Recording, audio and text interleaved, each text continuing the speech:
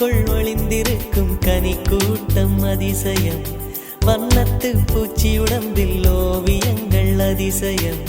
துளை செல்லும் காற்று மெல்லிசையாதல் அதிசயம். குருநாதர் இல்லாத குயில் பாட்டு அதிசயம். அதிசயமே அசந்து போகும் நீ எந்த அதிசயம். கல் தோன்றி மண் தோன்றி கடல் தோன்றும் முன்னாலே உண்டான காதல் அதிசயம்.